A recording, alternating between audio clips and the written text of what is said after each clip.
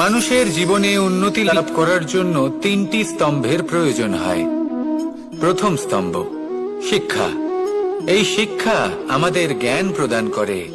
দ্বিতীয় স্তম্ভ ব্যবসা, যার দ্বারা আমরা ধন উপার্জন করি। তৃতীয় স্তম্ভ হলো আমাদের ঈশ্বর, আমাদের ইষ্ট। এনার সাথে যদি আমরা জুড়ে থাকতে পারি, তাহলে এমন একটা মানসিক বল আপনি লাভ করবেন যেটা এই সংসারে আর কোথাও পাওয়া সম্ভব নয়। কিন্তু মানুষ অনেক সময় জীবনে এই তিনটি স্তম্ভ লাভ করা সত্ত্বেও সামনে অগ্রসর হতে পারেন না। তখনও জীবনে কঠিন পরিস্থিতি আসতেই থাকে। এমনটা ঠিক কেন হয়? কারণ সে জীবনে এই তিনটি স্তম্ভ লাভ করে নেয়, জীবনে প্রয়োগও করে, কিন্তু তার ভিতের কথা সে ভুলেই যায়। যেমন প্রথম স্তম্ভ অর্থাৎ শিক্ষা। এই শিক্ষার আধার হলো শুভ চেতনা। যদি অন্তরে শুভ চেতনা না থাকে, তাহলে এই শিক্ষার কোনো গুরুত্ব থাকে না। দ্বিতীয় স্তম্ভ ব্যবসা। পরিশ্রম করে উপার্জন করতে হবে, এই কথাটা আমরা সবাই জানি এবং সবাই চেষ্টাও করি। কিন্তু ব্যবসা করতে করতে আমরা এটা ভুলে যাই আমাদের ব্যবহার কেমন হয়ে পড়েছে। এই ব্যবহার যদি শুভ হয়, তা এই সংসারের একটা নিয়ম আছে, বা বলতে পারেন লোকে তাই বলে, যে শক্তিশালী হয় সে শক্তিহীনকে নত করে দেয়। এমনটাই হয়, তাই না? আবশ্যক নয়। কখনো কখনো এমনও হয় একজন অসমর্থ ব্যক্তি সমর্থ ব্যক্তিকে নত করে দেন। এটা সম্ভব, এও হতে পারে। আর এটা তখন হতে পারে যখন তার মধ্যে ভালোবাসার শক্তি থাকে। ভালোবাসার শক্তি এই সংসারে সবথেকে বড় শক্তি হয়। এই ভালোবাসার শক্তি দ্বারাই নির্ধন সুদামা আমাকে দিয়ে নিজের পা ধুইয়ে নিল, কিছু না বলেই, কিছু না চেয়েই। এই কর্মের আধার ছিল শুধুমাত্র ভালোবাসা। খুব শক্তিশালী হয় এই ভালোবাসা। ভালোবাসার শক্তি দ্বারাই আপনি হিমালয় পর্বতকে নত করতে পারেন, তাহলে কি অসম্ভব হতে পারে? এই ভালোবাসার শক্তির সঞ্চার করুন, আর এই ভালোবাসার সাথেই বলুন রাধা রাধা। একদিকে হলো আঙুর আর অন্যদিকে কিশমিশ। দেখতে গেলে এই দুটোই সবারই খুব প্রিয়। শিশু হোক, যুবক হোক, বা কোনো বৃদ্ধ ব্যক্তি হোক না কেন। আর দেখতে গেলে এই কিশমিশ, এটা আঙুর থেকেই আসে, তারই অন্য একটি রূপ। কিন্তু কখনো হাটে যান আর গিয়ে জিজ্ঞেস করুন যে এই কিশমিশ আর আঙুর, এই দুইয়ের মধ্যে অধিক মূল্য কার? আপনিও নিশ্চয়ই জানবেন যে কিশমিশের মূল্য আঙুরের থেকে অনেক গুণ বেশি। এবার এরকম কেন হয়? এর পেছনে কি কারণ থাকতে পারে? একদিকে হলো সেই আঙুর যা টাটকা অবস্থায় গাছ থেকে পেড়ে খাওয়া যায়, আর অন্যদিকে হলো কিশমিশ যাকে মাসের পর মাস রোদে ফেলে রাখা হয়। একদিকে আঙুর যা কিনা অত্যন্ত রসালো, আর কিশমিশে কোনো রসই নেই। একটি হলো অত্যন্ত কোমল এবং সুন্দর, অন্যটি অমসৃণ এবং তাতে বিন্দুমাত্র সৌন্দর্য নেই, তাও তার মূল্য বেশি। এইসব কেন হয়? এই কারণেই হয় কারণ সেই আঙুর অনেক মাস পর্যন্ত রোদ সহ্য করে থাকে, কষ্ট সহ্য করে থাকে, তবেই সেই আঙুর কিশমিশে পরিণত হয়। এবার জীবনের কড়া রোদ যাকে সহ্য করতে হয়, তার সাথেও এটাই হয়ে থাকে। তারও মূল্য আপনা থেকেই বৃদ্ধি পায়। আপনার জীবনে আপনার গুণ, আপনার প্রতিভা, তা অত্যন্ত গুরুত্বপূর্ণ। কিন্তু যখন আপনি অভিজ্ঞতা লাভ করেন, তখনই সেই অভিজ্ঞতা আপনার গুণ এবং প্রতিভাকে আরো অনেক বেশি শ্রেষ্ঠ করে তোলে। তাই জীবনের কঠোর রোদের মধ্যেও দাঁড়িয়ে থাকাটা শিখে নিন। সাহসের সাথে কঠিন পরিস্থিতির সম্মুখীন হওয়াটা শিখে নিন। ঠিক এইভাবেই অভিজ্ঞতা লাভ করতে হয়, আর এই অভিজ্ঞতা আপনার মূল্য বৃদ্ধি করতেই থাকবে, করতেই থাকবে। আর তখন এই মন প্রসন্ন হয়ে বলবে রাধা রাধা। আমাদের সকলের জীবনেই দুই ধরনের ব্যক্তি থাকেন, বন্ধু এবং শত্রু। তারা হলেন আমাদের প্রিয় বন্ধু, যারা আমাদের জীবনে সবসময় আমাদের পাশে থাকেন। কখনো কখনো আমরা তাদের জন্য কিছুই করি না, তাও তারা আমাদের আনন্দ প্রদান করেন, ভালোবাসা প্রদান করেন। আর অন্যদিকে থাকে আমাদের শত্রু। দেখতে গেলে যখন আমরা জন্ম নিই তখন কিন্তু আমাদের কোনো বন্ধু থাকে না, আমাদের কোনো শত্রুও থাকে না। কিন্তু যত ধীরে ধীরে আমরা জীবনে এগোতে থাকি, আমাদের বয়স বাড়তে থাকে, তখন আমাদের বন্ধু আর শত্রু এই দুইয়ের সংখ্যা বাড়তে থাকে। আর সেই সবকিছু নির্ভর করছে আমাদের কথার ওপর এবং আমাদের ব্যবহারের ওপর। এবারে আপনি যদি কোনো ব্যক্তিকে স্বাগত জানান উদার চিত্তে, ভালোবেসে, তাহলে সেই ব্যক্তি আপনার বন্ধু হবেই হবে। কিন্তু যদি আপনি নিজে হাতে কাউকে সামনে অগ্রসর হতে বাধা দেন, বিনা কারণে তার সাথে খারাপ ব্যবহার করেন, তাহলে তার মনে শত্রুতার বোধ অবশ্যই জেগে উঠবে। আর রইল বিষয় কথার, যদি আপনার কথা মধুর হয় তাহলে সবাইকে আপনি আপন করে নিতে পারবেন। এই কথাই যদি কটু হয় তাহলে আপনার আপনজনেরাও দূরে চলে যেতে পারে।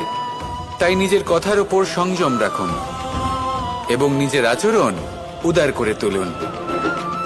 জীবনে সুখই সুখ থাকবে। আসুন আমার সাথে ভালোবেসে বলুন, রাধা। এই সংসারে সব থেকে ভয়ানক এবং গভীর অন্ধকার কোনটা? সেটা যখন মেঘ সূর্যকে ঢেকে দেয় এবং সংসার অন্ধকারাচ্ছন্ন হয়ে ওঠে, নাকি তখন যখন সূর্যাস্তের সময় ঘনিয়ে আসে, সূর্য ঢলে যায় এবং এই সংসারে অন্ধকার ছেয়ে যায়, নাকি সেই অমাবস্যার রাত্রি যখন চতুর্দিকে ঘন অন্ধকার থাকে এবং চন্দ্রমার প্রকাশ কোথাও থাকে না?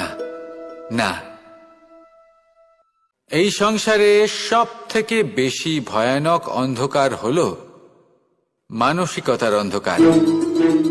মানসিকতা খুব গভীর একটা বিষয়। এই মানসিকতাই সত্যের রূপ ধারণ করে এবং আমাদের এই মানসিকতা এবং বিবেকে একটা সূর্য থাকে। যদি আমরা এটা জীবন থেকে বের করে ফেলি, তাহলে নিরাশা, হতাশা, অসফলতা এর এমন এক ঘন অন্ধকারে আমরা ফেসে যাব যে তার থেকে বাইরে বের হওয়া প্রায় অসম্ভব ব্যাপার হয়ে দাঁড়াবে। বড়ই কঠিন হয় সেই সময়। সেই জন্য ইতিবাচক মনোভাব থাকা খুব প্রয়োজনীয়। এটা ভাববেন না যে এটা আমার সাথে কেন হলো, এই সমস্যা কেন এলো, ওই ব্যক্তি আমার সাথে এটা কেন করলেন। এটা ভাবুন যে আমি জীবনে যে পরিস্থিতিতে দাঁড়িয়ে আছি তার থেকে আমি ঠিক কিভাবে বাইরে বেরোতে পারবো। যতই ঘন অন্ধকার থাকুক না কেন, খুব ছোট একটা প্রদীপের প্রকাশ আমাদের পথপ্রদর্শক হয়ে দাঁড়াতে পারে। আর আমাদের জীবনে এই ছোট্ট একটা প্রকাশ হলো আশা। এই আশার একটি কিরণ আমাদের অত্যন্ত গাঢ় অন্ধকারেও পথ দেখাতে পারে। তাই এই আশাকে সবসময় মনে প্রজ্বলিত করে রাখুন। গাঢ় থেকে গাঢ় অন্ধকারের সাথে, কঠিন থেকে কঠিনতর সমস্যার সাথে লড়াই করুন, সামনে এগিয়ে চলুন আর আমার সাথে ভালোবেসে বলুন, রাধা। এই সংসারে এমন কোন আবেগ আছে যা সবসময় কটু বলে মনে হয়, কিন্তু সবার শেষে এটি সব থেকে বেশি মধুর উপলব্ধি প্রদান করে, সব থেকে বেশি মধুর অনুভূতি প্রদান করে। উত্তর পেলেন না? আপনাকে একটা উদাহরণ দিই। যখন মাতা সীতাকে অপহরণ করা হয়েছিল, তখন শ্রীরাম অপেক্ষা করেছিলেন 4 মাস পর্যন্ত। উনি খুঁজতে চেয়েছিলেন, কিন্তু উনি ওনার খোঁজ বন্ধ রেখেছিলেন। কল্পনা করে দেখুন ওনার কতটা যন্ত্রণা হয়েছিল। উনি শুধু অপেক্ষা করছিলেন, কারণ তখন বর্ষা ছিল। অনেক দিন পর্যন্ত সূর্যের আলো দেখা যায়নি। উনি জানতেন এরকম সময় বানর সেনার পক্ষে বনের মধ্যে পথ খোঁজা খুবই কঠিন কাজ হবে। সাগর পার করা অত্যন্ত কঠিন হয়ে দাঁড়াবে। তারা হয়তো বনের মধ্যে পথ হারিয়ে ফেলবে। উনি অপেক্ষা করলেন, আর এই অপেক্ষার ফল হিসেবে উনি কি লাভ করলেন? সাগরে সেতু নির্মাণ করলেন এবং মাতা সীতাকে সসম্মানে আবার ফিরিয়ে আনলেন। যদি শ্রীরাম অপেক্ষা না করতেন, তাহলে হয়তো এই সবকিছু কখনোই সম্ভব হতো না। এটাই হলো শক্তি ধৈর্যের। এটাই হলো আমাদের কাছে শিক্ষা। এই ধৈর্যই প্রত্যেকবার আমাদের অত্যন্ত কঠিন বলে মনে হয়। ধৈর্য ধরা অত্যন্ত কঠিন, কিন্তু অবশেষে এটাই সব থেকে শ্রেষ্ঠ ফল দান করে, সব থেকে মধুর উপলব্ধি, সব থেকে মধুর অনুভূতি প্রদান করে। তাই ধৈর্য ধরে থাকুন, সবকিছু শুভ হবে। আর তখন এই মন প্রফুল্ল হয়ে বলবে রাধা রাধা। সুখ এবং দুঃখ এই দুই হলো আমাদের জীবনের অবশ্যম্ভাবী এবং গুরুত্বপূর্ণ অঙ্গ। আমাদের সকলের জীবনে কখনো সুখও আসে, আবার কখনো দুঃখও আসে। আমরা সবসময় ভাবি আমরা কিভাবে সুখ লাভ করব, কিভাবে আমরা দুঃখ থেকে দূরে থাকতে পারি। আর এই জীবনে যা কিছুই ঘটুক না কেন, সেই সবকিছু আমরা সুখ এবং দুঃখের মাপদণ্ডে মেপে থাকি। এবার এখানে একটা ছোট্ট বিষয় আছে, এটা ভেবে দেখতে হবে যে কে আসলে সুখী ব্যক্তি।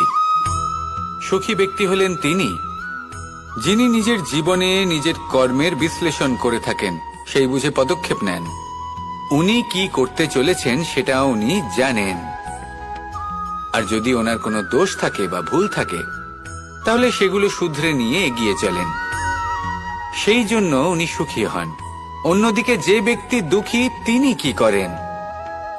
তিনি নিজের উপর নয়, অন্যের উপর নিজের নজর রাখেন যে তিনি কি করছেন, কিভাবে কর্ম করছেন। ওনারা অন্যের নিন্দা করেন, অন্যের সাফল্য দেখে ঈর্ষা করেন, ক্রুদ্ধ হয়ে যান, ওনাদের বাধা দিতে চেষ্টা করেন।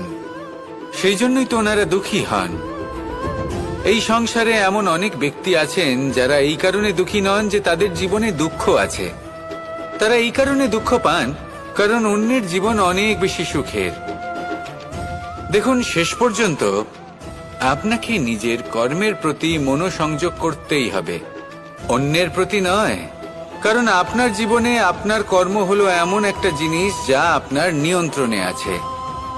নিরন্তর চেষ্টা করতে থাকুন, নিজের কর্মকে বুঝতে শিখুন, শুধরে নিন, নিজেকে শ্রেষ্ঠ করে তুলুন। তখন সাফল্য নিজে থেকে আপনার কাছে আসবে, আর এই মন প্রসন্ন হয়ে বলবে রাধা রাধা। মুক্তোর এই মালা দেখতে কত সুন্দর হয়, তাই না? যিনি ধারণ করেন তাকেও এটা শীতলতা প্রদান করে, আর যে ব্যক্তি দেখে তার চোখও এই দৃশ্য দেখে শান্তি উপলব্ধি করে। কিন্তু ভাবুন, যদি এমন কিছু হয় যে সুতো দ্বারা এই মুক্তোর মালা তৈরি হয়েছে সেটা কেউ ছিঁড়ে দেয়, তাহলে এই মুক্তোর মালা ছিঁড়ে যাবে আর সমস্ত মুক্ত মাটিতে পড়ে যাবে, ছড়িয়ে পড়বে।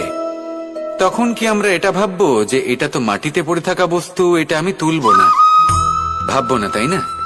আমরা নিচু হয়ে একটা মুক্ত কুড়িয়ে নিই এবং আবার এদের সুতোর মধ্যে প্রবেশ করাই। কেন? কারণ এই মুক্ত হলো বহুমূল্য। এতে কোনো সন্দেহ নেই যে এই মুক্ত হলো বহুমূল্য। কিন্তু এর থেকেও অনেক বেশি বহুমূল্য হলো আমাদের জীবনে আমাদের সম্পর্ক, আমাদের বন্ধু বান্ধব। এই সম্পর্কেও কখনো কখনো বিবাদ হয়, মনোমালিন্য হয়, এগুলোও ছড়িয়ে যায়। আর সেই সময় এই মুক্তোর মতোই নত হয়ে আমাদের এই সম্পর্কগুলিকে হাতে তুলতে হবে, এদের জুড়তে হবে, এদের আগলে রাখতে হবে, কারণ এদের থেকে বহুমূল্য আর কিছুই নেই। আর যদি এই কাজটা আপনি শিখে নিতে পারেন, তাহলে আপনার জীবনের এই সম্পর্ক, এই বন্ধুত্ব সবসময় আপনাকে বল প্রদান করবে, আনন্দ প্রদান করবে। আর এই মন সুপ্রসন্ন হয়ে বলবে রাধা রাধা। আপনারা সবাই একটা গাছের পাতাকে দেখুন, যতক্ষণ পর্যন্ত গাছের সাথে, মানে গাছের ডালের সাথে জুড়ে থাকে, সে সবুজ থাকে, বাতাসের সাথে সে নড়তে থাকে। যতক্ষণ পর্যন্ত ও সূর্য থেকে পাওয়া রশ্মির শক্তি গাছে পৌঁছে দেয়, ততক্ষণ ও ডালের সাথে যুক্ত থাকে। কিন্তু যখন সেই পাতা শুকিয়ে যায়, তখন তার কোনো গুরুত্ব থাকে না। সেই পাতা গাছের ডালে এবং বৃক্ষের কাছে বোঝা হয়ে থেকে যায়। এবং এমন এক সময় আসে যখন সেই ডালটি শুকনো সেই পাতাকে পরিত্যাগ করে। এটাই আমরা এই প্রকৃতিতে দেখি এবং এটাই হলো সত্য। আর এটাই আমাদের জীবনে খুব বড় একটা শিক্ষা। যদি আপনিও নিজের জীবনে নিজের আপনজনদের কাছে বোঝা স্বরূপ হয়ে দাঁড়ান, তাহলে তারা আপনাকে যতই ভালোবাসুক না কেন, ওনারা যদি নাও চান, তাহলেও এমন এক দিন আসবে যখন আপনার আপনজন আপনাকে পরিত্যাগ করবে। সেই জন্য সবসময় আত্মনির্ভর হয়ে ওঠার চেষ্টা করুন, নিরন্তর পরিশ্রম করতে থাকুন, কারোর উপর বোঝা হয়ে থাকবেন না, বরং তার সাথে মিলে দায়িত্ব পালন করুন। এমনটা করবেন তাহলে আপনার সম্মানও বজায় থাকবে এবং সম্পর্কের মধ্যে আপনার মূল্যও বজায় থাকবে। আসুন আর আমার সাথে ভালোবেসে বলুন, রাধা রাধা। আমাদের মধ্যে এমন অনেক মানুষ আছেন যারা বই পড়তে পছন্দ করেন। অনেক মানুষ আছেন যারা ভিন্ন ভিন্ন রকমের কাহিনী পড়েন। এবার পড়তে পড়তে মাঝে এমন একটা অধ্যায় অবশ্যই আসে যা আমাদের হৃদয় স্পর্শ করে যায়। আমরা হৃদয় যন্ত্রণা অনুভব করি, তাও আমরা সেই কাহিনী শেষ পর্যন্ত পড়ি এবং তখন আমরা বুঝতে পারি যে সেই যন্ত্রণাময় অধ্যায়টি কেন এসেছিল, তার থেকে আমরা কি শিক্ষা পেলাম এবং আমরা অবশেষে লক্ষ্যেও পৌঁছলাম। কিন্তু যদি সেই যন্ত্রণাদায়ক অধ্যায়টিতে আপনি থেমে যান, আপনি যদি এটা ভাবেন যে আমি আর পড়তে পারবো না, তাহলে আপনি জানতেও পারবেন না যে পরবর্তীতে কি হতে চলেছে। এই মন দুঃখে ভরে উঠবে, মনে প্রশ্ন আসতেই থাকে যার উত্তর আমরা পাই না, নিজেদের লক্ষ্য বুঝতেই পারি না। এইভাবেই আমাদের জীবনেও যদি এমন কিছু হয় যা অত্যন্ত দুঃখজনক, যদি এমন কোনো কঠিন অধ্যায় আপনার জীবনে আসে, থামবেন না। তা হলো আপনার জীবনের কাহিনীর একটি যন্ত্রণাদায়ক দুঃখজনক অধ্যায় মাত্র। শেষ পর্যন্ত এই কাহিনীতে টিকে থাকুন, কর্ম করতে থাকুন। আপনি বুঝতে পেরে যাবেন যে এই কঠিন পরিস্থিতি আপনার জীবনে কেন এসেছিল। আপনি শিক্ষাও লাভ করবেন এবং লক্ষ্যও লাভ করবেন। আসুন আমার সাথে ভালোবেসে বলুন, রাধা রাধা। আশা এবং বিশ্বাস মানুষের জীবনের দুই অমূল্য স্তম্ভ। এটাই হলো ঢাল এবং এটাই হলো অস্ত্র। এটাই আমাদের রক্ষা করে এবং এটাই আমাদের জীবনের পথ প্রশস্ত করে। কিন্তু ছোট একটা সমস্যা আছে। এবার যদি আপনি বটবৃক্ষের থেকে এই আশা রাখেন যে এ আমাকে ফল দেবে, তাহলে সেই আশা ভঙ্গ হওয়াই স্বাভাবিক। আর যদি আপনি বিশ্বাস করেন যে খেজুর গাছ আপনাকে ছায়া প্রদান করবে, তাহলে সেই বিশ্বাসও অবশ্যই ভঙ্গ হবে। তাহলে কি করা উচিত?